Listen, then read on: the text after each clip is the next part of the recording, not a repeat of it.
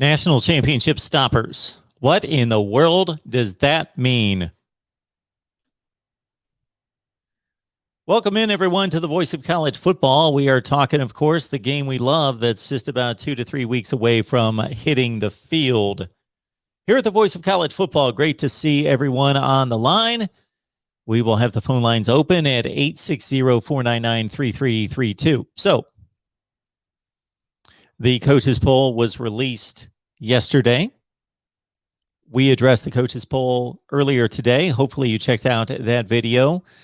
I specifically looked at the top 5 in the nation: Alabama, Clemson, Oklahoma, Georgia, Ohio State, and then a number of other teams throughout the top 25. Then I looked at some teams that could possibly make a bid in finishing in the top 25, with an estimation by me that about 7 of the teams that are currently ranked in the preseason top 25 will not finish in the top 25. So who's going to displace them? So we named a number of those teams. We also looked at the traditional powers absent from the preseason top 25: Florida State, Michigan, Nebraska, Auburn, and of course Tennessee. It's been quite some time since they were really in the mix in the top 25. 2016 was the last Tennessee team to finish in the top 25. Florida State, it was 2016. For Michigan, it was just 2019. Of course, Jim Harbaugh actually has placed 4 of his first 5 teams in the top 25, and all those teams roughly in the top 15 in the country. This is the first time since Jim Harbaugh's first season in which Michigan was not ranked in the preseason poll. And that team, this is way back when Michigan fans were happy with Jim Harbaugh, and College Football Nation was thinking, this is the guy. Michigan, coming off 5-7 in 2014, unranked in the preseason poll, finished 10-3, annihilated Florida in the Citrus Bowl, 41-7, and Michigan was off and running. We thought 2015, 2016 looked good, and since then, downhill. 2018, of course, the great 10-1 start, downhill. But Michigan, Nebraska, Tennessee, Auburn, Florida State, no top 25 appearance by any of them. Florida State last finished in the top 25. 2016, they were top 10 team after winning the Orange Bowl over said Michigan team, I should say. Nebraska hasn't finished ranked since 2013, 8 years. The Nebraska standard used to be top 5 in the nation. And then under Bo Pelini, top 25 in the nation. But 8 years, 2013, since Nebraska was ranked. So check it out. Let me know what you think of what we had to say about the coaches poll top 25. What we are focusing on tonight is national championship stoppers for the national championship contenders, meaning those circumstances, those issues, those problems, those potential barriers that could stop a national championship run for the 5 main contenders. Welcome in to the live chat. We will look at your comments and questions. As always, appreciate all of you being here. Patreon's going to be the place to be. Many of you making predictions, wanting to hear predictions. And of course, we're releasing our prediction videos and not doing a very good job of it because I'm doing too many live streams and trying to build this thing with all of your help. We've got about 15 teams done, but we've got about 50 to go. And I want to crank those out and get those released here in the next, let's say, 10 days. So expect plenty of prediction videos soon. Plenty of prediction videos. Today we recorded some betting discussion with Taylor Mathis. We recorded a USC segment today, Mississippi State today. We've got Tennessee and Arkansas and other schools lined up in the next few days. And of course, did our Florida State, Ohio State shows as well. Please check those out.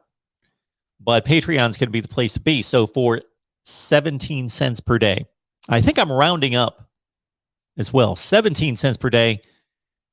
If you join me on Patreon, you get the exclusive live stream each week per request. You get the predictions from me, the weekly college football predictions, and we're adding to the list by the day, media selections. So right now we've got about 15 lined up. Tony Gerdeman, Steve Hellwagon, Kevin Noon, Wholesome One, Jason Parker. I think we got big game James Coleman on board. Who else? Mike McDaniel, Steve Dace, number of other folks that are going to be supplying their predictions every week on Patreon. So jump on over to Patreon, sign up for 17 cents per day.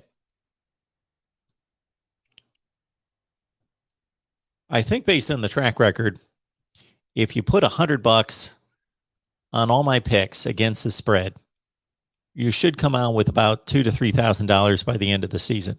Typically.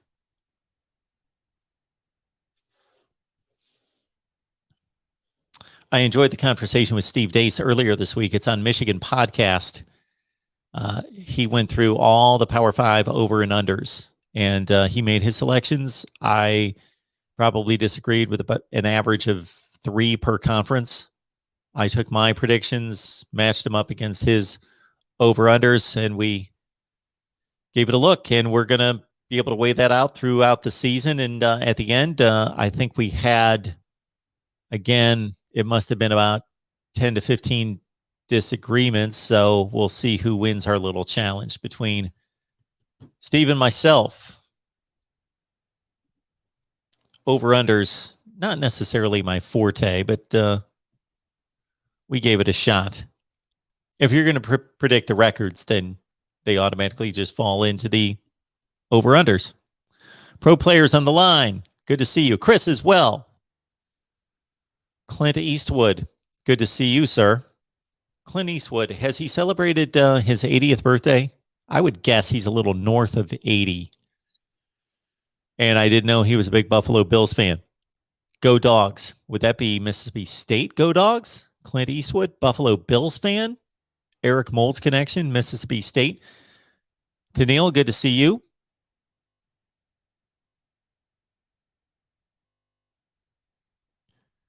Pro player, no cow.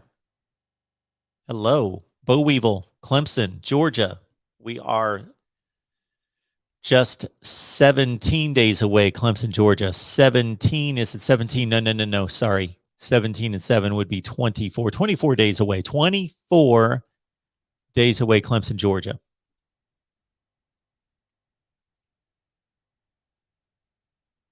Do we have Florida news tonight that I'm missing? Moshe. What's up? Go Bucks. Hey, Sue. Dominic. Dominic's here. Hey, Mark Rogers, a.k.a. the voice of college football. How you doing this fine Wednesday evening? Dominic is doing well. It's good to know. Lee Smith. Clemson should be number 1 until they play Georgia.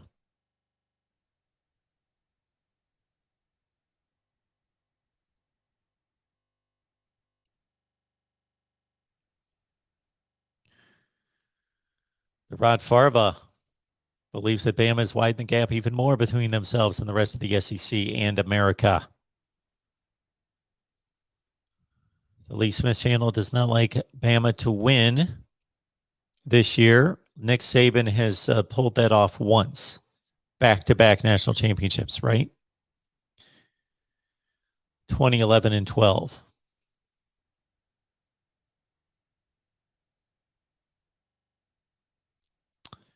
Good back and forth about Harbaugh. Okay. You got the phone number. We need to revisit those. The Rod Farva. Phil B made it to the Orange Bowl in 2017. Florida State, Michigan. Great game. 33-32. Papa Music. Good to see you. Thank you so much for the super chat. Appreciate that so much. Wish I could give more. Go Bucks and go Knights. Never apologize. No, no, no, no, no, no. Papa Music, thank you so much for the contribution. That is amazing. If everyone did that, we would be set. So thank you. Anything is a great contribution. Hit the like button, share the videos on social media, financial contributions, talk to your neighbors, talk to your friends, let them know that we're here talking college football. My deal that I made with our Florida State audience a few minutes ago was that I will be on time at 8 o'clock, or no, we do that at 6 Eastern every Wednesday night. Next Wednesday, I will be on time if everybody in the live chat would bring a friend.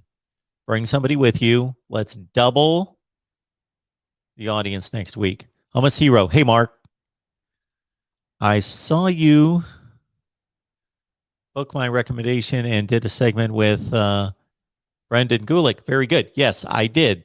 Thank you, Hummus Hero. Thank you so much for the suggestion. That was amazing. And I believe that was released this morning. I've not checked it out in terms of how that's been received, but haven't had a chance there. We have so much content to release. My goodness, I am so far behind. I still have to splice and dice the Nebraska live show and Ohio State and Florida State. And we had Mississippi State and Michigan conversations this week, and USC now. We are hoping to get you at least one other post-game show. So also keep in mind, fans of Ohio State, Michigan, Iowa, Oklahoma, Notre Dame, either USC or Oregon, it appears right now. I don't know about both of them, USC or Oregon, Texas A&M and Florida, Miami and Florida State. Post-game shows. I am excited to see how those do. I'm excited to see them. We have rounded up an amazing group of hosts. I am thinking that nobody's going to be watching me on Saturday. I am thinking that all of you are going to be watching the Iowa, the Michigan, the Ohio State, the Florida State, the Miami, the USC, the Texas A&M, the Florida, the SEC, Oklahoma, Notre Dame post games. And I'll just be sitting here talking to myself. But that will be okay.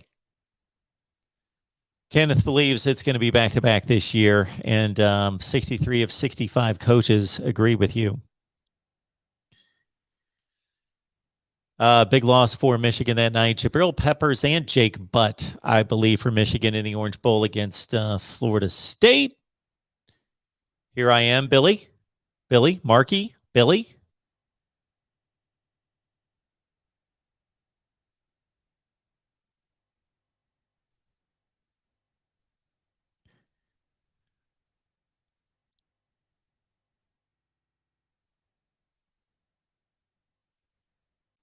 Ooh, Jeremiah. Oh, Tennessee. I thought that was Virginia Tech. I'm sorry. I don't have my contacts in. I put my monitor, which is usually like right here, but it looks so bad when I'm looking way off the screen when I have guests on that I've been trying to find where to put the monitor so it's not in the way of the shot. And so I've got it out in front of me, had to bring in another desk beyond this desk. And I'm so lazy in putting my contacts in, and my glasses broke. And we've opted to go without the dental or the vision insurance right now. Now, rest assured, I will have my teeth cleaned at some point, but we're going to space that out a little bit. And therefore, I said all that to say, that reminds me of a song. I said all that to say that the monitor is going to be far away. So I got it blown up as large as possible. So I thought that was Virginia Tech. Tennessee, is there going to be a post-game show for Tennessee or for Texas? UT, Tennessee, Texas. I'm going to guess it's Texas, but Tennessee was the first one that came to mind, maybe because I was supposed to do Tennessee today. As we stand right now, no Tennessee or Texas, unfortunately. If any of you know of anyone who's going to be, you got to meet 3 criteria. Number 1, you know football. You know that team, so you can talk that team. So you got to know your football. Number 2, you can talk, and hopefully better than me. But you can talk. You can engage with people, communicate with people. You have communication skills. We are requiring that of our hosts. And then number 3, you're reliable. You're going to show up. So if you know anyone that could be interested in hosting a post-game show, and even the post-game shows that we've already scheduled and already have hosts for, we would like backups, and we would like, we don't need just one host. We would love to have a conversation. So any team eligible. We've got a guy right now that is putting together some type of audition resume, something that I can look at, who wants to do a UCF post-game show. Speaking of which, they're on the rise. So post-game shows, look at that. Falconer X, always making his presence known. Thank you for the super sticker. Falconer X. Thank you for that. Appreciate that. All right. Where was I? That took me off course here. All right. So, Mike, you've missed nothing. Our topic tonight is what can stop these teams from winning it all? National championship stoppers. Okay. We've got 5 teams in the top 5. Makes sense, right? This year, we have 5 in the top 5, not 7 in the top 5. So we do have 5 teams in the top 5 in the Coaches Bowl, and they're the teams that we all expected to be there. In what order? Whatever. But what can derail the season? Let's talk about it. Oh, there we go. This is what I love to see right here. We got Big Reb 601. So perfect qualification right here is Big Reb. So that shows me the dedication right there. Big Reb 601. I have never heard from Big Reb 601 before. And I apologize, Big Reb 601, if you have commented to the channel and I just missed it. But we get to see the 50-yard line at Vaught Hemingway Stadium. And contact me if you're down for it. It appears as though you are, Big Reb, at MarkRogersTV at Gmail. Hit me up at MarkRogersTV at Gmail if you would like to do an Ole Miss post-game show. The post-game's the priority.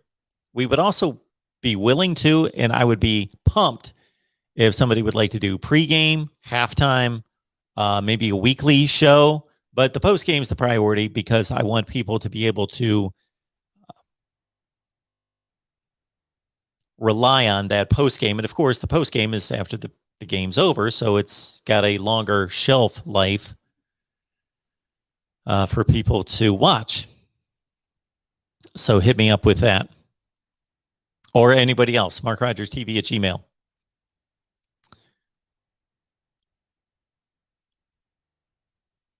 Alan, sir, thank you so much for your contribution. Alan shows up on the Nebraska live streams, and he is constantly encouraging us, constantly patting us on the back, constantly letting us know, folks, get in here, hit the like button, and support. So, Alan, thank you so much for that. That is much appreciated. All right. Let's get to our topic. And the phone lines are open. I will get the number at the bottom of the screen. Actually, we've got a call in already, so we will take that call. This is what happens many times is I come up with a topic and we don't even get to it because we get calls in, which is good. That's why we're here. Welcome to the Voice of College Football. Who's on the line? Hello? Hey, number one fan. How are you doing? MSU number 1 fan. I am doing well. How are you? Good. I'll let you address your topic first. Okay.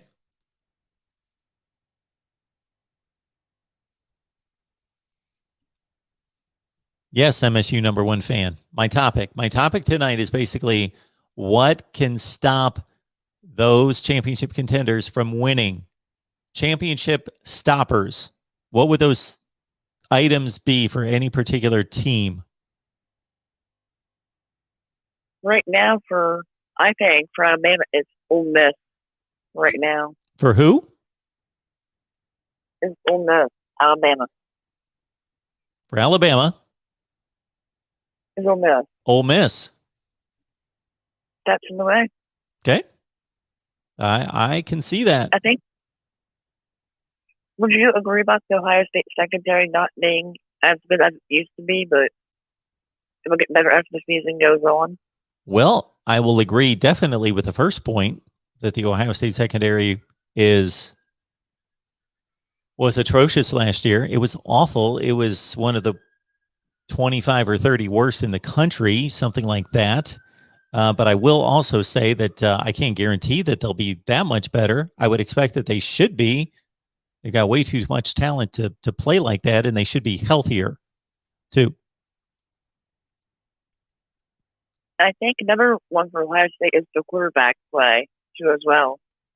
And trying to find the third receiver outside of Wilson and Olave too is going to be huge for Ohio State if they want to get back to the Big Ten championship standards and maybe have a rematch with Minnesota. Ooh. Are we picking Minnesota to win the West? I believe I am, yes. Wow. Good for you. I like that. Gutsy. They have a veteran quarterback, number one. Mm-hmm. They got arguably one of the best running backs in the Big Ten. Abraham's his name, right? Yeah, I don't even think it's arguable. I think you're right on the money. Ibrahim. Talent on defense. Yes, go ahead. Yeah, and they have a lot of talent on that defense. And with Ohio State having a freshman quarterback on the road, Thursday night games, I just don't think Ohio State can they compete. Yes. Can Minnesota pull it out in the end? Yes. They're a bit more experienced. They're not as talented, but don't mean to be. They got a veteran quarterback that knows what he's doing. And he has a running back that can just split Ohio State down the throat again and again. Yeah. I think it could be a decent challenge. I'm not expecting everything that you are, but you make some good points, and I think they're very valid. Veteran quarterback. The entire offensive line's back for Minnesota. And Muhammad Ibrahim is definitely one of the best running backs in the Big Ten. He may be the best. So Minnesota can bring it on offense. I think they might have trouble stopping Ohio State's offense. They got a lot of talent coming back in the linebacker spot, don't they? I actually seen them in the spring game for Minnesota. The only thing about Michigan State is they got Kenny Walker, who's going to help us out with the running game too. That is correct. I think if we can get Russo or even both of those guys going early, that could be a two-headed monster quarterback and two monster at running back with Walker and Collins. Fitzpatrick and Lee at receiver, Harvey and Crouch at for the linebackers, then Henderson at safety, then Tanishuk and Beasley on the defensive line. Matt Allen and Jared Flores on the offensive line. And Tyler Hunt at tight end. And I think that's what's going to maybe give us a lot more wins if people are expecting us to get this season.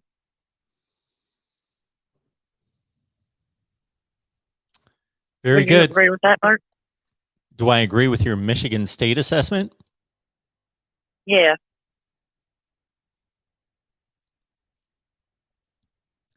I think that Michigan State right now is starting over in many respects. I just think it's it's different than other situations we've seen where Ryan Day has taken over for Urban Meyer or Brett Bielema has taken over for Barry Alvarez and all the other Wisconsin coaches. I just think that it's a complete overhaul of the program, and that's not necessarily a bad thing. I just think that Mel Tucker is starting a new thing at Michigan State, and it has little resemblance to Mark D'Antonio's tenure there, and it's going to take some time.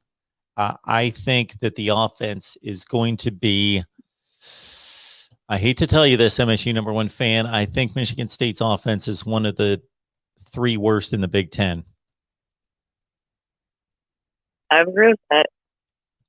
So I think that they're going to take their lumps this year, but I don't know if Mel Tucker's the answer. I'm not going to make a call on Mel Tucker. He had 1 year, the 2 wins that 2 of the 3 wins. The team was 2-5, correct? Yeah, 2-5. Yeah, 2-5. The 2 wins. The 2 wins were impressive. Michigan's a talented team. We know that they had their issues, but that was an impressive win on the road and beating Northwestern. So those were 2 really good signs for Michigan State last year. I think one thing that hurt us was consistency with Rocky Lombardi at quarterback, and the interception problems, the turnover problems. And really not having the spring ball. No one had spring ball. That hurt a lot of first-year head coaches, Greg Schiano and Mel Tucker both being in the Big Ten as well.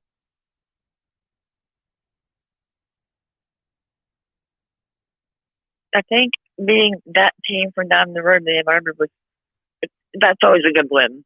It's always the best. No matter how your season ends, it's that game that matters. On October 30th this year, that game matters.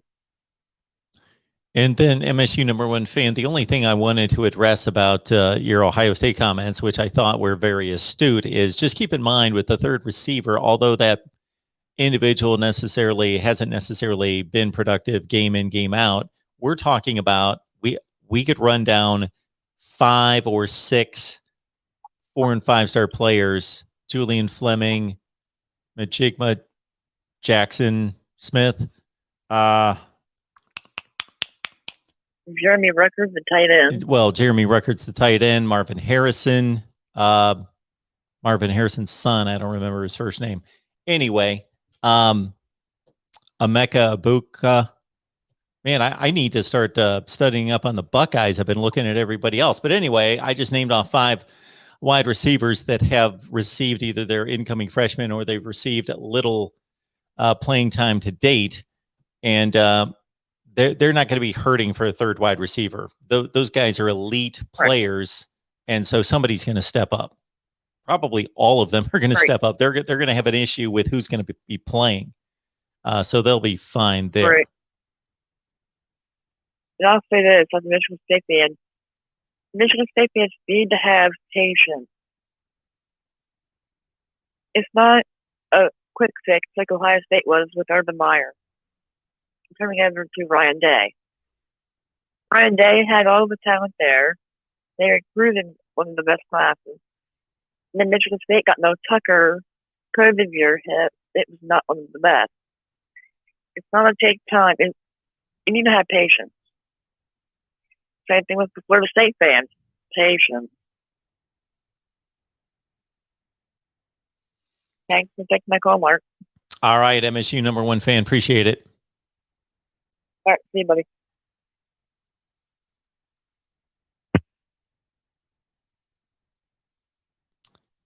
Calls are coming in. Our topic tonight, national championship stoppers. What can stop these teams, the Big Five, from winning a national championship? Not that we have to talk about that. We talk about whatever you want in college football. Welcome to the show. Hello? Mark Rogers TV. This is number 13. Number 13.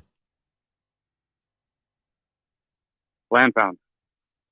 Nice. How you doing? Good. How are you? I'm good. What's going on? I appreciate you posting my comment from the live chat after we had that little spat during the last call that we had on my take about the number 13 and its sacredness within the sports context. for the quarterback position. You know, after we had that stat, you posted that live chat comment where, well, anyway, I appreciated it. Well, if there's anything land But found, I'm not here to even play. if you don't agree with Yeah, me, yeah. I try to be fair and I try to be respectful. Those are the two things that I attempt to be. I'm far from perfect. Yeah. And yeah, and I mean, you're on almost, you know, maybe I'm using hyperbole here, but 24/7, you know, you're not always going to be 100% on your game. And, you know, everybody has their moments. Anyway, I'm not here to play grab ass with you like Manny Navarro and Calvin Harris on their podcast. But I have a take. I'm not here to have a conversation, actually. Okay. I thought this was the point of all of this. You call with a take, not just have a conversation. So I'm, you know, following the Canes camp. And day one, to lend myself some legitimacy from a Miami reporter or journalist in the post-practice presser, because I don't want you to shoot back on me too hard. The reporter asked, "Hey, coach, why are you starting training camp in mid-afternoon, 3:30, 4 p.m., the start of training camp when they're on the field?" He got so defensive. "Oh, we eat in the heat around here," he said. "You don't got to worry about that. All the work they did over the summer. And plus, we're playing Alabama in the middle afternoon. That's what time kickoff is. No, you trust me on that. We eat in the heat around here." It's another red flag for me. Didn't you have a conversation with the wholesome one where he basically went through a whole day of training camp, right? Starting at what, 5, 6 o'clock in the morning? Mm-hmm. They eventually get on the field at 8 a.m. Now Manny Diaz is starting training camp, or the first time they're on the field is in middle afternoon. I don't want to hear the reasons that the kickoff is against Alabama, okay? Because you ill-prepared Miami against Oklahoma State. You're going to ill-prepare them because you know you're not going to win against Alabama. You're not going to push them to 100% because you know you got a 12-game schedule. You didn't care about the OSU game. I could say something, but I don't want to get myself in trouble. In regards to Derek King, that's what happens when you ill-prepare a team. Your quarterback gets hurt. That's what happens. Go into a game, in a football game, ill-prepared, people get hurt. That's his fault that Derek King got hurt. Now he's starting training camp in the middle of the afternoon. But what's going on here? This is another red flag. 6 and 7. A loss to FIU. Hey, I got news for you. I know FIU. I live 15, 20 minutes from the university. They started their football program 15 years ago. The second and third team should beat FIU. They lost to FIU. They gave up almost 800 yards total offense against North Carolina, against Matt Brown. You see what Mark Richt came in, even without his recruiting, blaming the players like usual this year. Oh, we need Miami guys. What is that supposed to mean, coach? Mark Richt came in 9-3, first year without a recruiting class. Won a bowl game. Next year, 10-0, a real football coach. Not this marketing hitman with his little turnover chains and his touchdown rings and his little social media.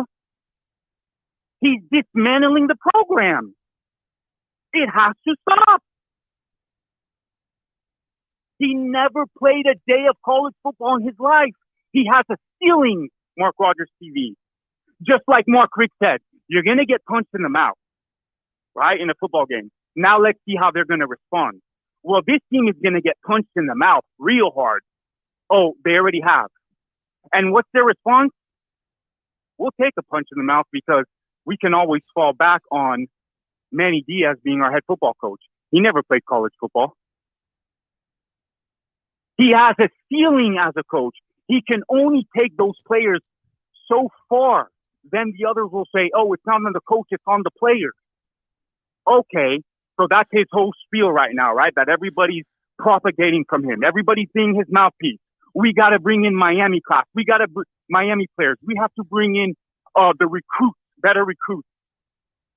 The guy's making excuses because he can't coach. So he has to figure it out. Well, what do I do? I never played college football before. What do I do? Come on, man. Well, I've got a few questions for you, Landfound. Number one would be, do you believe that Manny Diaz is a good defensive coordinator? I think that his statistics and I think he propagates his statistics.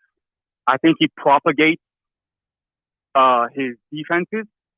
I think he can only take them so far. I don't think he's ever developed an elite defense. Okay, now you say statistics. Everybody points to 2017, 2018. Oh, it's because Mark's rich bad offense and Manny Diaz's defense. That's why they won those games. Okay, well, there's also the eye test in sports. Not right now, bud. There's also the eye test in sports. Okay? And I have an eye. I've been watching sports for a long time. His defenses don't pass the eye test. That's legitimate. There's the eye test. His defenses don't pass the eye test. So he has to use propaganda, like his little turnover chain. Oh, that's just motivation for the players. Okay. All right. Whatever. You put any other ACC coach with that talent as the Miami head coach, they don't go 6-7.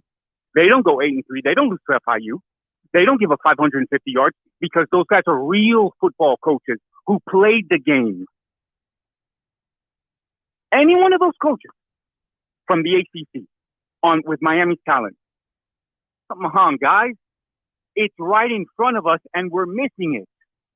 And then we have so much hope, we have to, we're fans. We haven't won a national championship. We want to be the next, we want to go back and show everybody who we are. With this guy? And don't get me started with the athletic director. Because I can get a little nasty here. I was on US 1 in Flanagan's, right? And we were, it's a restaurant. And Blake James, I guess his name is, I don't know, the athletic director. And somebody says to me, hey, that's the new athletic director for Miami. Oh, okay. You brought me here to see a prophet and I see a beggar. Who is this guy? He's a nobody. I don't know. I should have looked it up. I'm sorry. I should have done my homework. Did he hire Hal Golden? Mark Richt fell into his lap because Georgia pushed him out. So that was a no-brainer. And then he hires Manny Diaz, right? To fall back on Manny Diaz. Hey, I gave you your guy. I gave you a Miami guy. You can't blame this one on me. I've got ones wrong before. Right? I gave you your Cuban American. Here he is right for you, right in Miami. Don't blame me if it doesn't work out. Come on. That's not honesty. Okay, Landfound. I believe being an honest person. Okay, I believe that we understand your concerns about Manny Diaz. So let's take a next step here. The next step would be, okay, I've asked you about him as a defensive coordinator. Okay. Also, what would have to happen this season for you to change your mind about Manny Diaz?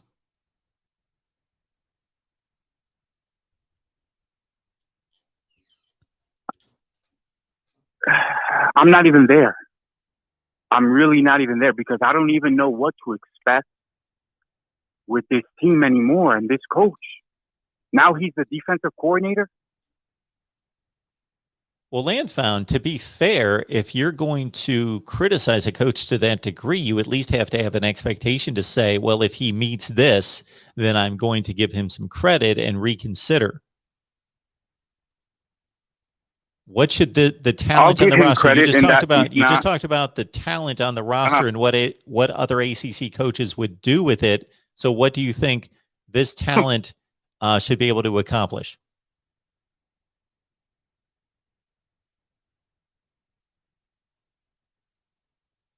Can I give him credit in response to that? He does make adjustments. He's not stubborn like Mark Richt. Oh my goodness, what a stubborn man. What a stubborn mule that guy was with that offense and what he did to those players. That's why there was an exodus on that team. He resigned, thankfully. Thankfully, he resigned.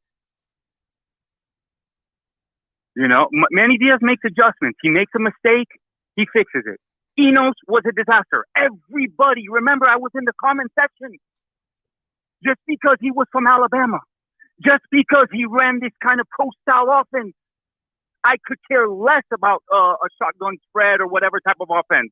I saw with the eye test. I commented to you. You did nothing. I said, Mark, I see a red flag. This guy's no good. He's no good for this program. That guy was a sickness. He was a virus to that program. Not Manny Diaz, Enos. He made an adjustment. He brought in his friend. The friend was a disaster, Blake Baker, or what is the defensive coordinator from last year. Now he's going to be I respect that. I'm going to do this myself. This is my defense. I'm not putting this, I'm a coordinator. Should be interesting to see. What I want to look for this season is how Lashley, because I think the head coach is the defensive coordinator and Lashley's the offensive coordinator, right? And Diaz knows nothing about offense. Maybe he knows a little bit about defense. I'm interested to see how they play off each other as the OC and then as the DC as the head coach. Because Diaz hired Lashley, right? No doubt. So, like what play calls, third downs, fourth downs, how's that going to go? Anyway. So that's my response to that question that you had. I don't know what to expect.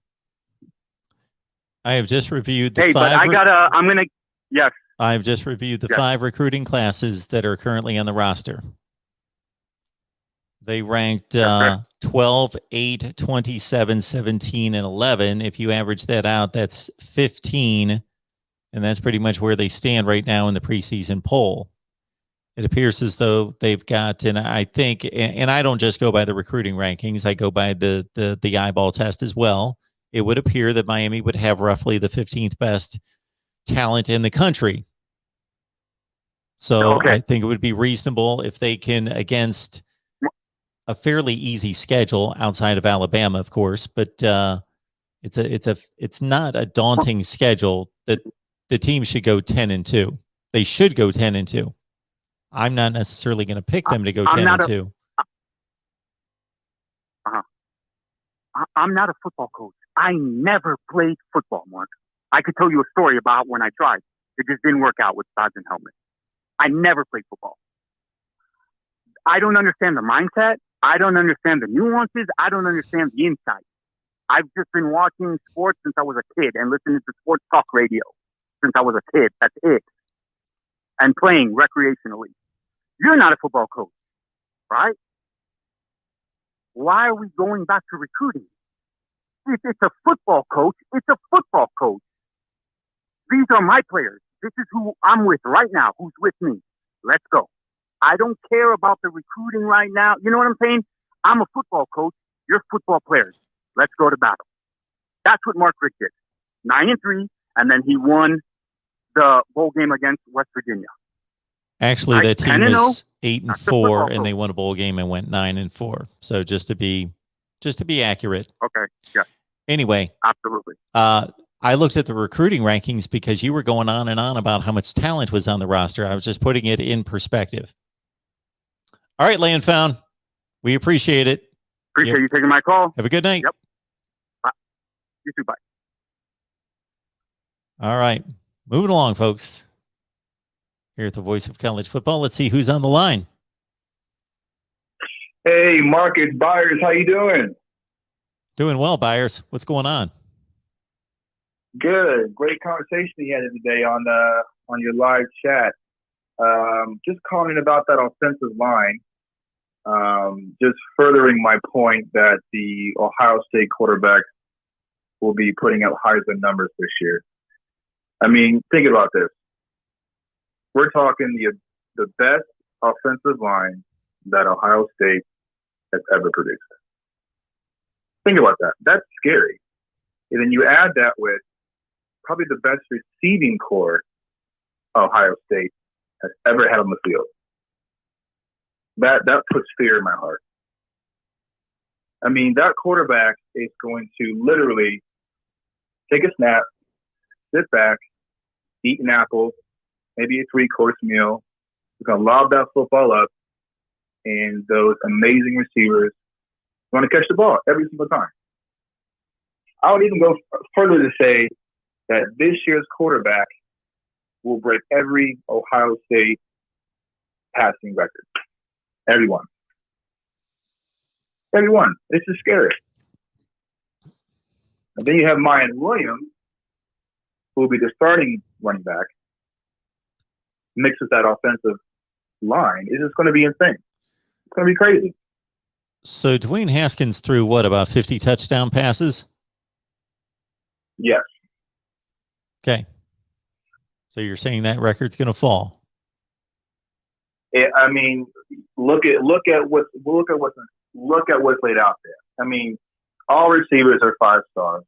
The best offensive line in the country. I'm going to put that out there. That would be the best offensive line in the country. We got some dudes on that line. I mean, every receiver will probably be first round. Offensive line, most if not all, will be first round. I mean, it's just scary. And I feel like these preseason polls that I see randomly throughout, different ESPN and blah, blah, blah, have us at 5. You think Clemson's beating us? Clemson shouldn't have beaten us 2 years ago. We had a bad call, an atrociously bad call. We would have won the game. And they played them together next year, and we stomped on them. Clemson's not beating us. Oklahoma is not beating us. Oklahoma, this is the problem with Oklahoma. They could produce Heisman quarterbacks that can't win a national championship. That's a coaching problem. Same with Georgia. Georgia, their problem is they are putting out these number 1, number 2 recruiting classes and fail to hit the playoffs every year. That's a coaching problem. Georgia's not beating us. Clemson's not beating us. Oklahoma is for sure not beating us. And I just can't wait. I cannot wait. I'm licking my chops. But at the end of the year, when Ohio State and Alabama play a national championship game, because that is what's going to happen, based on the talent, based on what's going on at Ohio State right now. And it's going to be amazing. And it's going to be incredible. I'm so excited. So excited. Well, let's, just to be fair and factual about the Georgia situation, they played in a national championship game in 2017, and they played the best team in the country, and they went right down to the wire. So that was an amazing season. It was an amazing college football playoff and championship game all around. So they didn't get the job done on Devontae Smith. Nobody else did either, and for the next 4 years didn't.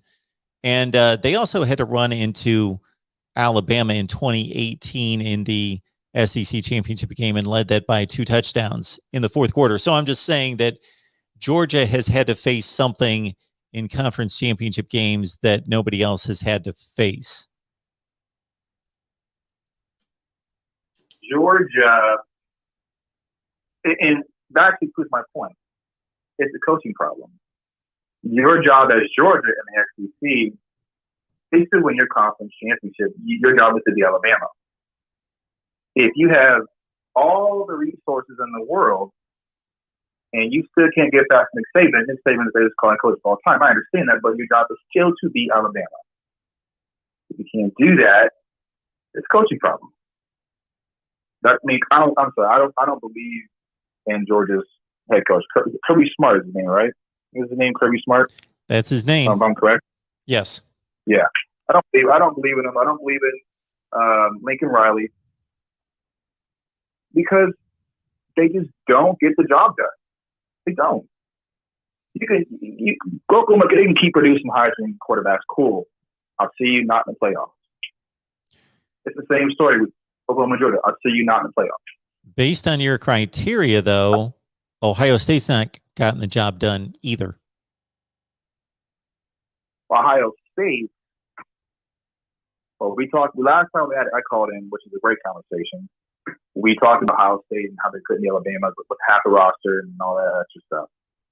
But we should have beaten Clemson the year before that, but we had that terribly bad call, which cost us the game. So I believe that we would have won it that year, 2 years ago. Well, that's a lot of conjecture there because, of course, that Clemson game caused more controversy and conversation than just about anything we've had here. And I play it this way. I play it this way. Ohio State had a 16-0 lead. Ohio State made mistakes in the red zone. J.K. Dobbins dropped a pass. J.K. Dobbins dropped another pass on a screen that would have gone for a touchdown. They made mistakes in the red zone that took it from being a possible 28-0 game to a 16-0 game. Okay, Clemson benefited from every questionable call in that game. There is no doubt about that. Starting with the Sean Wade targeting penalty. You know, you're taking your best corner out of the game. You're giving in a 16-0 game with like 4 minutes left in the first half. So basically, Ohio State's going to get the ball back up 16-0, 4 minutes left in the first half, and you give Clemson an automatic first down on a bad call. I thought that was a bad call as well on the targeting penalty. And you take the best corner out, and Amir Reeb comes in and he gives up some plays. The running into the kicker that was changed to a roughing the kicker, again, flipped the field, gave Clemson another opportunity. So, yeah, I thought that Ohio State both blew the game, but the officials made awful calls. And I didn't even get to the strip by, I believe it was Jeffrey Okudah on the play on T. Higgins, Amari Rogers, whoever it was. And that was a fumble. And when a guy can catch a football and drop it to his belt and then lift it up over his head and take 3 steps, well, he's got possession of the football. So, yeah, there were bad calls in that game, but Ohio State also should have salted it away, even with the bad calls. And we have no idea what would have happened against LSU. They would have faced the best offense in the country. I don't know. Nobody knows. The game wasn't played. Let me ask you, if I'm correct, I do believe they had ACC refs coaching that Clemson-Ohio State game, which blows my mind. No. Somebody back me up in the chat on this. I believe those were SEC officials. They didn't have ACC officials doing a playoff game between Clemson and Ohio State. Okay. I don't know why I thought I read somebody do it. And that's why I was so confused. I'm like, why would that be? I mean, if I'm wrong, I'm wrong. I hope I'm wrong, but I swear I read somewhere that they had ACC refs in that game, and I was like, why doesn't it make any freaking sense? All these calls are going the wrong way. I have to look it up myself and figure it out. But anyway, Mark, I just want to call in. I heard some good news about the offensive line today. You know, Byers, I always support you. I always, donate money, and I love talking to you. So I just want to call in and say, hey, give my 2 cents, and what I got for you, man. I appreciate that, Byers. You have a good night. Thanks, Mark. Bye. All right, let's keep it rolling here at the Voice of College Football. Who's on the line? Hey, this is Alan. Alan, what's going on? How you doing, Mark? I'm good. How are you? Not much. Like and thumbs up, everybody. Like and thumbs up. I want to talk to you about Nebraska. You know that. I want your opinion on our coach. I was a big Scott Frost supporter coming out of UCF. I was pushing for him to get the job. And I'm telling you right now, I would give anything for Kirby Short from Georgia over at Nebraska. Whoever that last caller was, I'm like, give us Kirby. We'll take him tomorrow. What's your opinion? Well, I'll make one comment about Kirby Smart before we go into Scott Frost would be, now there is a interesting case study. So you take Kirby Smart, who was brought in top 3 recruiting classes at Georgia, and you take him to Nebraska. So it's miles more difficult to recruit to Nebraska because Kirby Smart, of course, is surrounded by the talent where he is. But to give him credit, he did raise the recruiting bar from where it was under Mark Richt, which was very good. But Mark Richt's average class was more like 8 to 10. and Kirby Smart's in the number 1 to 3 range. So he is a tremendous recruiter, but his task would be much more difficult. So, like you, Alan, when Scott Frost was hired, I thought it was the perfect match. Not for the obvious reasons that he was a native son, wanted to come home to take the traditional power back to new heights. That was just kind of the icing on the cake. But we saw what he did with the Oregon offense. We saw him go to UCF. So we saw him at UCF both resurrect the offense and implement his style of offense and be successful, but also be a head coach and take a winless program to the top of college football. So he just appeared as though he couldn't do anything wrong. And then you match him up with the incentive that he would have at his alma mater. And we've seen Bo Pelini, who I do not think is a great head football coach, consistently win 9 games at Nebraska. I thought that it was a great hire. Now, I do think that the situation in Nebraska in some ways is more difficult to recruit to than any other place in the country because the expectations are high, coupled with the just mass of territory that surrounds Nebraska that they have to leap to grab volumes of talent. They have to go to Texas. They've got to go other places to get most of the elite talent that they're not getting right now. So I know that Scott Frost had a reclamation job, not just in regards to the recruiting, but also in regards to the culture. So Mike Riley and Scott Frost are two very different men and head coaches. And so I expected them to take a step or two back before going forward, but I did not expect it to this point. I thought that once they played that stretch drive in their first season, they went 0-6 to start the season, but took Ohio State to the wire, a team that won the Rose Bowl, finished number 3. And then they came back against Iowa and just lost on the last play of the game against a good top 15 to 20 Iowa team. I thought that team going 4-2 down the stretch with those 2 losses that were more impressive than the wins in some ways, I thought that was going to be the takeoff point. And it just wasn't. And I don't know what kind of identity this team has. That's what I don't know. Northwestern's got an identity. Wisconsin's got one. Ohio State's got one. Minnesota's got one under PJ Flatt. I don't know what do they do well? Who are they? What are they trying to do offensively and defensively that we can identify with? So I am a bit puzzled by his lack of progress. We all are. I mean, and the question is, does this new AD support him and give him an extra year if he goes bad this year, if he ends up 5-6, or does he walk him out the door? And I actually think Trev's going to give him an extra year. I don't think, unless he just completely falls apart, I don't think he's going to lose anything. I mean, he's going to get his next year. That's just the feel I hear up in Lincoln. So I don't know if that's true or not. Maybe Greg would have a better understanding of that. But anyway. So, Alan, if you put away, topic. I was just going to ask you, if you put aside the disappointments of the last 3 seasons and just take it from where it is right now, what would please you as a reasonable improvement? Oh, for this year? Yeah. Well, I haven't heard your predictions yet, and so.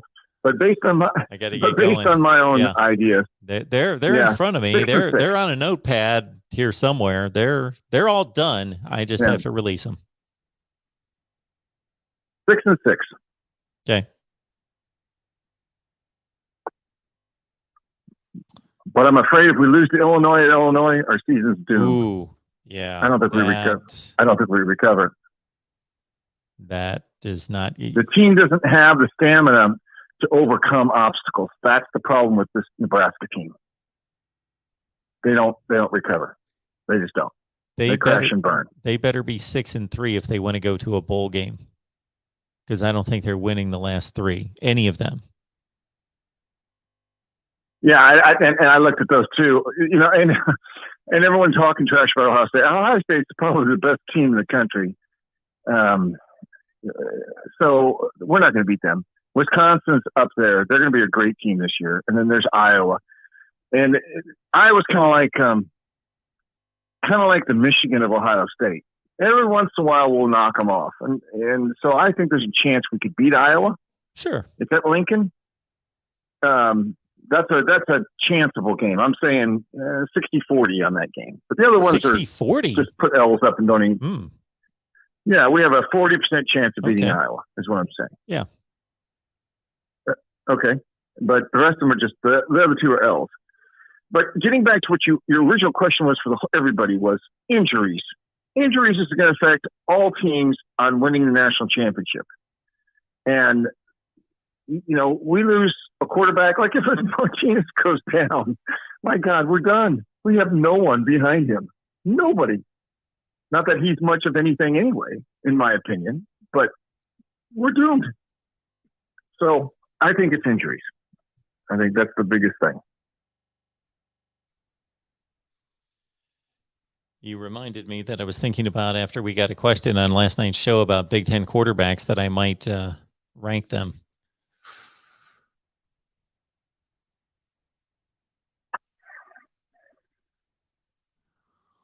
All right, Alan. Yeah, I love your show, guy. Anything else? Thanks a lot. Appreciate it. No, that's it. Have a great day. You too. Bye-bye.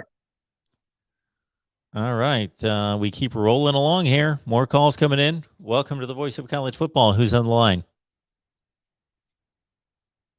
Hello? Yeah. Who do we got? This is Jeremiah. Jeremiah, how are you? Yes. So I'm talking about UT right now, and you were talking about what teams and what schools could stop the Alabama, the Ohio State, Clemson, Oklahoma thing. Yes. From being the same playoff every single year. I mean, if Texas can get their coaching staff with Sarkisian and the defensive coordinator is from Washington, right? Yes. Yeah. Kwiatkowski. I think with the talent that they're used to down there, with the 4 stars and 5 stars that Texas can get if they show up this season, I think Texas could be a new Alabama or Ohio State if they can get if they get that first performance. I think it's all about this season. Right? What do you think? So you're talking about this season that Texas could be that good? What do you think is how good Sarkisian has to be to bring in the recruits for 2022? Compete with Alabama and. I think that he's going to bring in good recruiting classes just if they do anything reasonable this year. I don't think anybody's expecting them to seriously challenge for the Big 12 championship. So if he goes 8-4, then he's fine. He can still bring in a top 5 to 10 recruiting class, and he's already making strides in that direction. So I don't think that their record is as crucial as it would be somewhere else, because he has a lot of cachet coming in from Alabama, and they're going to the SEC. That's going to help recruiting. And unless they fall apart and go 5-7, I think that 8-4 is fine. Not that that's what they want to do and that they couldn't do better, but I don't think that they're going to be hurt in recruiting at all by going 8-4, because they had too much going for them. They already recruit at that level or close to that level under the Tom Hermans of the world and Charlie Strongs, even in winning 5 and 6 games a year.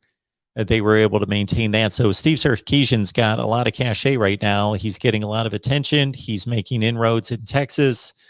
He has the shine left from the national championship offense that he led. And I think as long as it doesn't go off the rails and he turns in a decent 8-4 season with the cachet that recruits know that they're going to the SEC to play, they're going to do fine in recruiting. Got you. How long do you think? How many years do you think Sarkisian has before you start to where he has the expectation to I guess beat Alabama? I guess would be in the SEC by then, right? Oh, I think To win a that. championship. Well, yeah, it's hard to adjust the expectations, not knowing when they're going to join the SEC. It could be as early as next year if the lawyers and the buyouts all happen the way they should, because there's just too much bad blood. They're not going to be hanging around that conference for very long. But he's at Texas, and they expect to win, and they made a move to win. You know, Tom Herman was roughly going 8-4. You know, I could recite all the records, but if we averaged it all out, you know, he's roughly going 8-4. So they didn't need to make a change to go 8-4. So I think the heat's going to be immediately on Sarkisian in year 2 to show, okay, start winning Big 12 championships, or if we've moved to the SEC, start winning like 10 games. Yeah, I could see that.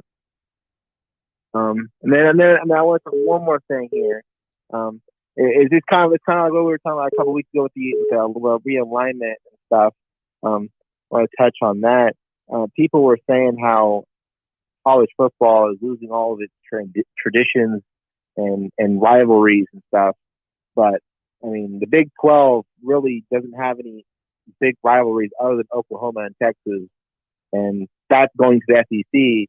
But Texas is renewing their rivalries with Arkansas and Missouri. They're replaying the classic Texas game that, I mean, I grew up in Texas, and, you know, you're glued to the TV during that game because of just how big it is across the state.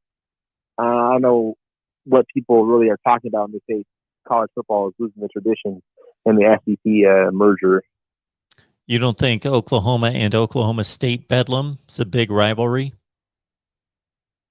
Well, Oklahoma's already said that they are willing to keep that going after they move. I was hearing about that from a lot of Oklahoma. Yeah, that's what they say. We'll see. Well, as they say, but I mean, I think if Oklahoma State really wants it, I think Oklahoma would be willing to do it. But I mean, I guess that's big. That's in limbo. But I think Texas renewing a lot of its rivalries is kind of important for UTF itself. But I don't know what you think. Well, I do think that it's not only my take on the SEC expansion, and I made a lot of comments about it being bad for college football. Not necessarily just because the SEC is getting better with Texas and Oklahoma, and it will be, let's just say it, even more dominant financially and on the field. There's just no way around it. You don't have to be a prognosticator of any great sorts to say that the SEC has just gotten tons stronger, even stronger than they are now. So it's not good for the sport. But I was more speaking to the domino effect that could ensue elsewhere. So the Big 12's done. The Big 12, not that it won't possibly continue. There are possibilities that the Big 12 could survive, but I don't see any way that it survives as a Power 5 conference, because their only chances of gaining any other schools would be from the American Conference. And those schools are taking a chance leaving a good American Conference to go to a fledgling Big 12 that's trying to hang on. The only way I can see that the Big 12 is going to be able to get some of the better teams from the American Conference is if they all leave at the same time, so that they, like, UCF's not going to say, well, we're going to jump ship from the American Conference because we got this great offer from the Big 12. Well, the Big 12 may not even exist. So I would say that it would take like Cincinnati, Memphis, Houston, and SMU, let's say, all to say together, we will all go at the same time or we won't go at all. And that's the only way that I see the Big 12 surviving, unless they have some huge merger with the Pac-12 that's being talked about. And they did discuss it, at least, the two conferences. Yeah. I think the rest of the Big 12 is probably going to, most teams will probably end up in the American and Conference USA after the Oklahoma and Texas leave and the contract runs out. So they might stick around till the end, and Texas and Oklahoma may have to pay the full amount. It's a possibility, but that's all I wanted to touch on. All right, man. Good show. I appreciate it. Have a good one. I'll be watching. Once you tell me you're gone, then, I'm clicking that. There's like a double click and then it spins forever. So once you tell me I'm out of here, then I click that red button. So let me get to some super chats before we take our next call. Christ Savior 888. We thank you so much for the contribution there. I believe you love those sevens. It's a heavenly number. Jesus Christ is Lord. He loves you and is willing to save you now. God is love. Amen. Christ Savior 888. Thank you so much for the super chat and for the message of truth there. All right. Let's go to our next comment on the super chat. We've got, if you guys could only see what I see when I'm producing this thing, just showing support. Thanks for letting me call in and rant again. My friend, love the show. Buyers, thank you so much. Keep in mind, if you enjoy contributing, and we appreciate the support, it is needed. Thank you for that. That if you go to Patreon and search Mark Rogers TV, and you subscribe to Patreon for $5 a month, then what you're going to get is a weekly exclusive live stream per request. So I just don't do a weekly exclusive live stream just for nothing. It is per request, exclusive live stream, one per week. Again, per request. We do watch parties. Don't know if we're going to do those this year, to be dead honest with you, with all the stuff that we're doing constantly, but possibly watch parties. I don't know how successful those were anyway, or that anyone really, yeah. So anyway, let's get back to what we will deliver on Patreon, which will be one exclusive live stream per week, per request. Also, my predictions, my weekly predictions. Also, this year, as an added bonus, predictions from some of your favorite analysts right here at the Voice of College Football. We've got about 15 signed up right now, and it's growing. So join us on Patreon at Mark Rogers TV, and I am wide open, because this has been suggested, to giving you any kind of insider look to my career, both previous and current, and hopefully future, and what we do here at the Voice of College Football. And also, you got Steve Merrill and his lock of the week from Pro Sports Info and Wager Talk. All right, next up, we've got, buyers. Thank you so much for that super chat. I think I got them all. Back to the phone lines. They are lining up here. Welcome to the Voice of College Football. Hey, Mark, how's it going? Good. Who am I talking to? Hey, this is C-Dog. I'm a Georgia Tech fan. C-Dog. Georgia Tech fan. Yes, sir. Love it. Yeah. Yeah. Do you get a lot of calls from Georgia Tech fans? No, this is what I love, is because it seems like everybody's Alabama fan, Ohio State fan, Clemson, wherever, the usual candidates. That seems like most of the audience. Yeah, and I love them too. But when somebody calls me up and says, I'm an Oregon State fan, or I'm a Kansas fan, or a Purdue fan, or a Georgia Tech fan, I love that. I love college football fans that root for teams that struggle to win. Although you've had your moments. You've definitely had your moments. Couple Orange Bowls in the last 10 years, 10 or 11. Yeah. So what you got for us Yes, tonight? sir. Yeah, we're a little bit. We've been a little bit down lately, and I catch a little bit of how coming on YouTube, and everything, because we're not very good. But I wanted to know, man, what did you think of my jackets? Have you kind of seen what's going on behind the scenes? The transition to the away from the triple option and everything. I don't think I'd heard you talk about them much. So, I mean, what do you think of how our program's going, man? Do you think we can make a bowl this year? I really haven't, and I want to see and remind myself of who you played last year, and I will tell you exactly how much football I watched of Georgia Tech last year. So the Florida State game, I watched almost that entire game. UCF, I didn't see but a few plays here and there. Syracuse, saw nothing of that. Louisville, that was a Thursday night game, right? Thursday or Friday night game. So I saw quite a bit of that game. The Clemson game, wow. Yeah, 73-7. BC, did not watch that game. Notre Dame, I saw a little bit of that game. Duke, NC State, Pitt, didn't watch those games. All right, well, I have not done a deep dive on Georgia Tech. I got to tell you that. So I have had to make a prediction on them, which I have yet to release. But you tell me if your team's improved.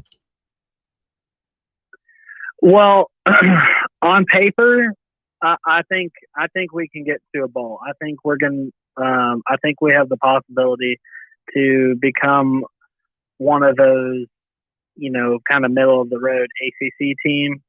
I think that a lot of the games we did lose last year, but we played them close. Of course, we were hit hard with COVID and everything. And we had true freshman quarterback, a lot of true freshmen really coming onto the scene.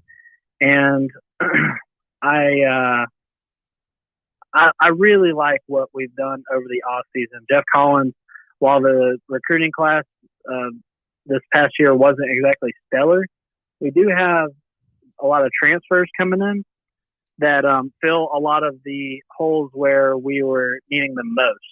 And I think a big part is the offensive line and beefing those guys up, because he had the smaller offensive linemen that were really sort of triple option. They were cut blockers basically, and he's trying to get beefier guys on there. And I think if those guys can make we got transfers, and then of course we have Brent Key, which is one of the best offensive line coaches in the country. We can get them beefed up. Yeah, I think that'll really improve us. Cut down on the penalties. We have a kicker now, the transfer from Tennessee, and I think, I think we're just growing as a team. Offensive line can get it going and open it up for Jahmyr Gibbs. He'll put up. Jahmyr Gibbs, I'm telling you, is an underrated talent. He's got me so excited this year. Well, I've seen him play. Obviously, I just ran down the list of games that I watched last year. But I got to say that I didn't necessarily, besides knowing who he is and that he was a capable back and started, I didn't necessarily give him the credit that I should and will be watching out for this year, until I talked to a few people and they said, yeah, that guy's legitimately one of the best backs in the conference. Like, he's really good. Oh, absolutely. Absolutely. He's on a few preseason, ACC teams, and he's going to be one to look out for this year. He has his work cut out for him because, like I said, the offensive line, and of course he was thrown into that position as a starter as a true freshman, but he's bulked up over the offseason. But just the raw talent that he displayed last year, and, he's getting developed we have an amazing running back coach. Tashard Choice is a former Tech player. And I think we might surprise some people this year. Maybe that's me just being a homer, but I'm telling you, on paper, we could surprise some people. I'm looking at your transfers right now. So you picked up Yeah, so Kyrick I'm McGowan excited from Northwestern. Oh yeah, he's played in 2 Big Ten championships. He was one of their best receivers. I'm really excited for him. We got one of our recruits coming in, the tight end Blackstream. Man, he could be instant impact, I think. Of course, we did get one of them hurt, or one of our recruits just got hurt. Yeah, we got Ace Ely from Maryland. He's a DB. He came in. I'm excited for him. We got a couple O-line transfers. Like I said, beefing up that O-line. I'm excited, man. I'm excited. It feels like everywhere I look that we had problems last year in each position, Coach Collins filled that position from the transfer portal. Okay. Well, I will pledge this to you tonight. I'm going to do some Georgia Tech investigation and research tonight, because I got to tell you that, I know a handful of names on your offense and defense, but I wouldn't be able to give a great evaluation right now. Again, I watched actually more Georgia Tech football last year than I thought I did. But, you know, a quarter here, a quarter there, gun to gun against Florida State, pretty much, because as I recall, there was hardly anybody playing at that point, for one thing. Right. Yeah. It was just a super young team last year. Towards the end of the year, we had a lot of injuries and COVID cases. We went a month without playing last year. We had a bye week, and then we missed 3 weeks because we had COVID, or the other team had COVID, or whatever it was. And it was a rough year last year. But man, we cut down on the penalties. They have, every interview I've seen, they've hammered home the penalties. They got them plastered all over the walls of the school. And the penalties are a huge thing. We have Brent Samaglia coming from Tennessee. Okay. We capitalized on the Tennessee, where they all the transfers that went out, all their best players. We grabbed up Samaglia. So there's that. And then I think Jeff Sims, man, if he cuts down on those turnovers, cuts out a lot of the fresh mistakes. He's got a whole season of experience now with all ACC play. I think we're going to be much improved this year. I'm thinking from the range of 5 to 7 wins is what I'm feeling like. All right. Well, I'm going to let you know to probably not watch my prediction video on Georgia Tech. You may not be too happy. We'll see. Yeah, that's fine. That's fine. It's we definitely have one of the toughest schedules in the conference, in the really country. It's going to be. We definitely have it cut out for us this year, but well, even if it doesn't, you know what they do to you. I'm sorry to cut you off. You know what they do to you there at Georgia Tech that I think is completely unfair, and you probably haven't watched me long enough to see one of my video posts on conference scheduling and how screwed up it is, and what I've formatted to correct it, that would balance out the rest of the division in response to you having to play, unlike anybody else in the division, have to play Clemson every year. So I understand that's a rivalry that goes way, way back, decades and decades. So I am all for keeping rivalries, but there are ways to balance the schedule so you don't get just stuck with Clemson, and everybody else just sees them once every 6 years. So that's not fair. So I'm guessing your schedule is extremely tough because, of course, you got Clemson. You of course, have Georgia. Who is the other team that you've got to play out of the Atlantic Division? Do you know? This year, it is going to be Boston College. So they might be the second best team in the division. So that's right. Tough. And Notre Dame. We play Notre Dame. Okay, Notre Dame and Georgia. Now, how many teams play Notre Dame and Georgia non-conference? Basically, almost twice in a row. Nothing like that. We play them twice in a row. Good point. We play Notre Dame and then that's tough. That is a tough schedule. But hey, the way I see it, the reason that the SEC is as tough as they are is because they're full of the best teams and play each other every year. Yep. And iron sharpens iron. That's what? I honestly, I wouldn't change it. Well, I think even if it doesn't come to fruition this year, I mean, we'll go through this gauntlet and come out hardened because of it, next year. But I do think we have a shot at getting to a bowl this year. I really don't see us losing more than or winning. I don't see us winning less than 5 games. Okay. So that's my official prediction there. All right. Possibly getting to a bowl game. But hey, right. I appreciate you listening to me. Thank you so much. About Tech football. All right, Georgia Tech football calls. We need more of them. All right. Have a good night.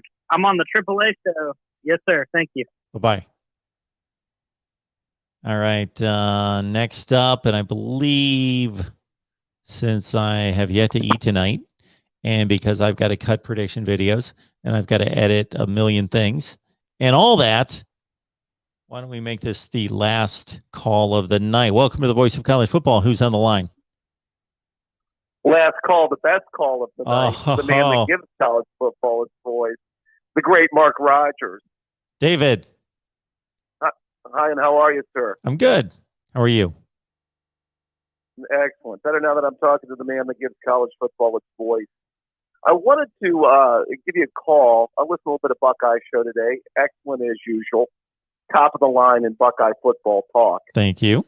I wanted to chime in. I am actually hearing some good things, and I know that there's been some people commenting about, in the chat about Mr. Mayan Williams at running back now, practicing with the ones. And I really like Travion Henderson's tape of what I saw in high school.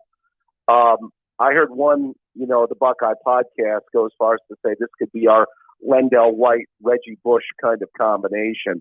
I'm not willing to go that far. That's one of the great running back combinations in recent memory in college football. But I think it could be at least or good or better than like a Pittman Beanie Wells in 06. What do you think, Mark? Or better than that, I think, maybe. Well, considering, so you're going with Williams and Henderson as those two?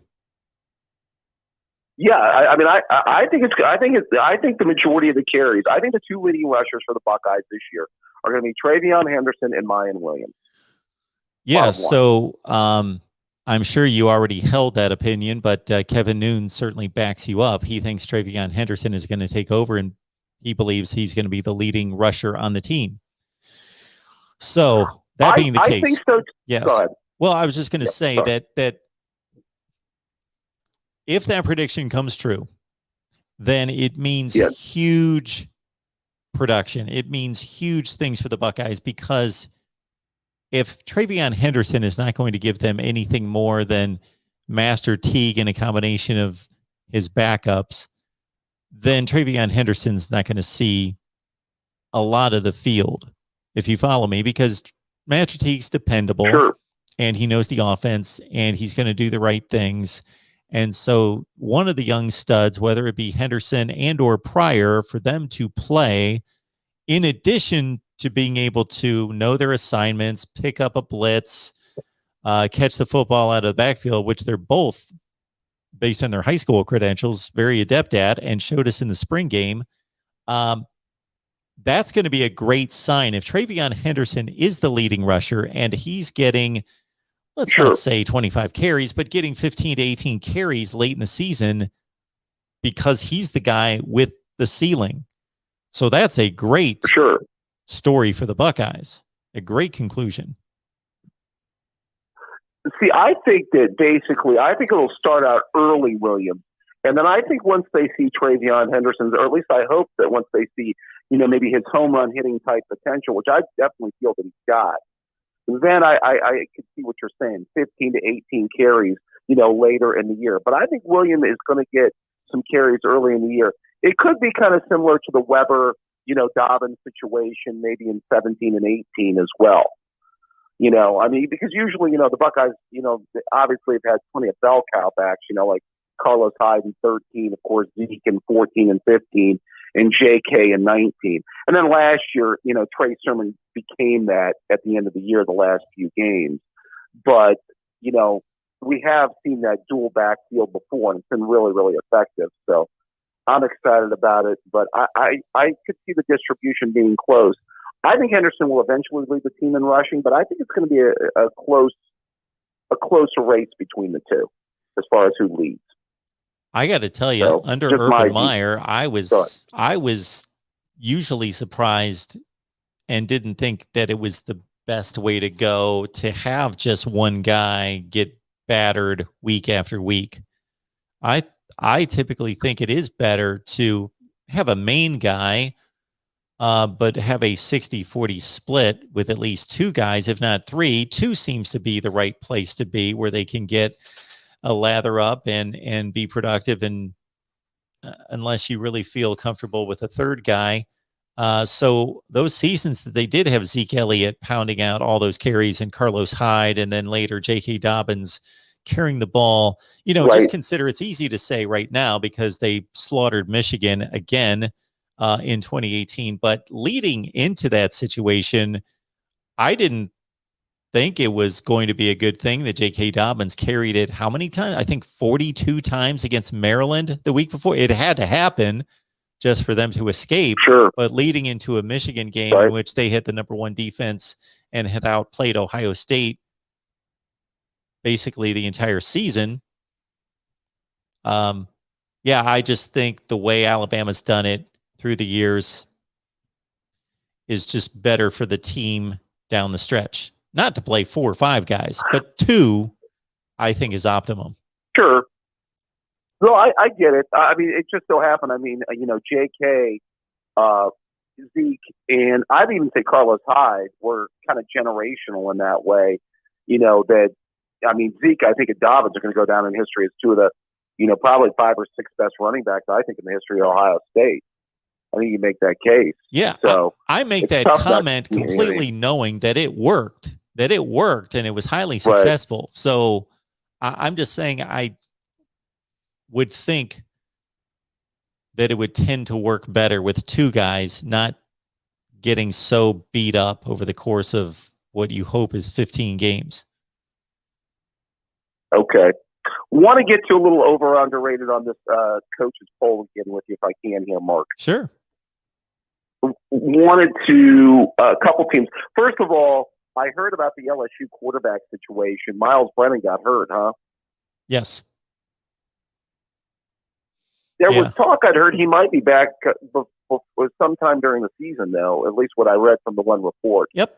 That was about a week ago. Okay. Well, he wasn't necessarily going to be the starter. He was fighting for the job, so he wasn't definitely the starter. Okay. He got hurt. Another guy, Johnson, I think. Yeah, he got hurt in week 2 or 3 last year. They brought in Max Johnson, who threw.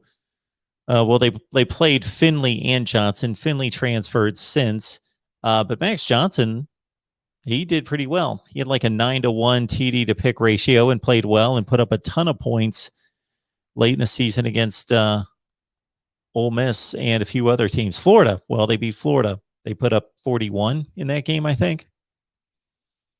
Sure. Yeah, that's right. It was the shoe game, of course, that are known as, right?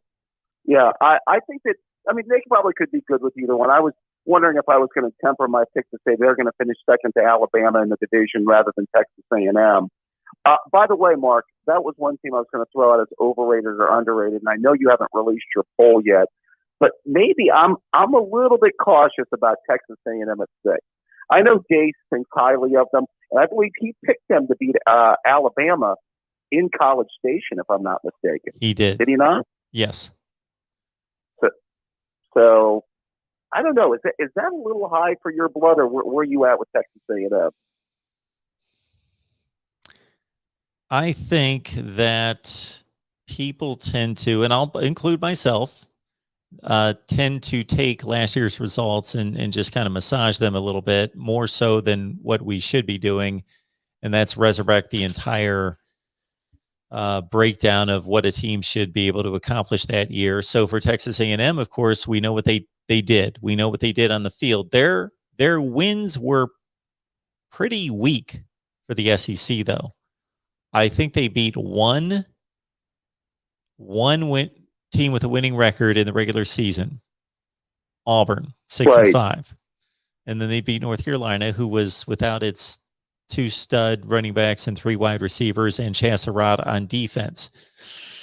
So I don't know that Texas A&M's 9-1 record was really that justified, but they played the games and won them, of course. They do probably have a top 5 to 10 defense, and they are loaded at the skill position players and arguably have a top 5 running back in the country. But their offensive line, they are telling us that their offensive line is going to be better, but they lose 4 starters. They bring back one of the best in the nation at Kenyon Green and move him to left tackle. And of course, then there's the quarterback question. Right. Well, that's where I was going to go, Mark. I was never, I mean, Mond had his moments where I thought he could look really, really good. I think we talked about this before. He could look really, really good or really, really awful. There was, some inconsistency to his level of play. And, I just don't know where they're at quarterback. Now, obviously, if the quarterback's going to be surrounded with really good skill players this year, and you've got a really good defense back up, that also is going to help out too. But I think they may have benefited from that COVID year. I thought Florida kind of blew that game at College Station last year. I watched that game wire to wire. I thought Florida just as easily could have won that game, and they gave up some plays that cost them. I obviously, like everybody else, they played Alabama and they got their comeuppance there. Who was their other quality win, Mark? Other than Florida, if I'm missing it. Oh, I'm sorry. Well, you picked off the big one. I forgot about Florida. Yeah. Yeah. Well, if you want to call it a quality win, their only other win against a team with a winning record was Auburn. Right. Okay. Yeah, I'm wondering if they benefited a little bit from the COVID year. I'll tell you the other team that I'm thinking that also may have benefited a little bit from the COVID year and going to the Big Ten. And I may have mentioned this to you before, Mark. I think they could be, like everybody was kind of big on Minnesota going into last year after coming off the 11-2 2019. I'm wondering if people are overrating Indiana a tad bit. What do you think? Well, by people, I don't know what other people are predicting other than the AP or the coaches poll at 17. Yeah, I wouldn't be surprised if they finished 17th in the country. We'll see what I've got them ranked. I'm saying they could tilt the other way. Maybe they go back to like a 7-5 to where, maybe 17 is a little bit too high. I know they've got Penix back. Now, correct me if I'm wrong. Did they lose Fillier or did Freifogel? I think one of the two was gone, right, of the receivers? Freifogel's gone and Whop Fillier's back, I believe. Okay, because I think one of the two receivers, I believe, was gone, and then they got one of the two back. I think they lost the running back, Stevie Scott, if I'm not mistaken, too, right, Mark? Yes, he's gone. Right. And I know they're saying they've got some pretty good talent back on defense. Again, I just wondered if they benefited from the COVID year. They won that game early against Penn State. They caught the team up north when they were just reeling and, I think totally out of it. And I know they played the Buckeyes tough. I think that Ohio State kind of took the gas off the pedal a little bit in that game. Obviously, I think that Ohio State's shortcomings in the secondary definitely got exposed in that game. But, I just wonder, Mark, if they took advantage of the COVID and they dropped back to like a 7-5 this year. What are your thoughts? That is quite possible. That is quite possible. That is quite possible. I believe they're a good football team that is deeper and faster than they've been in decades or maybe ever. That I know. Yeah. They have more speed on defense than they've ever had. And the running backs, Sampson in particular, that will be filling in for Stevie Scott are probably more talented than him. So, and their receiving core is top 3 in the conference. So, right. Yep. All right, David. Anything else? All right, Mark. As always, it's a pleasure to talk college football with you, Mark. You have yourself a good evening now. Appreciate it. All right, everyone. We've got the Tri-State Wood Sketch folks. They do an amazing job. Look at that, baby.